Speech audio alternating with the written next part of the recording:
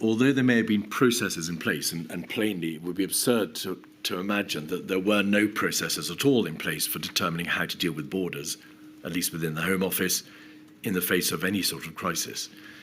There were no sophisticated or developed plans setting out, perhaps by way of a step-by-step process, this is what you do to borders in terms of screening or restrictions or quarantine or closure in the event that there is a viral pandemic or epidemic identified offshore in Europe or the rest of the world, and a clear indication that it's coming. You had to effectively sit down and work out step by step what you should do. I think that's fair. I do think that's fair, and that's a process of iteration where we're constantly asking questions.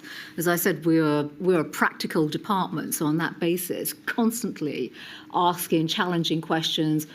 A lot of it around technical capability, as well as the powers that we may have within the immigration sphere and the border sphere, and powers that we may not have. There was a distinct absence of practical capability to be able to restrict the infection through the border. And secondly, there was no sophisticated or effective system already thought about, drawn up, and ready to be put into place when the virus emerged. I think that's absolutely correct. And with that, no technical capability. I think the capability, technical skills, there are things that we'll come on to later. Passenger locator form was one example of that.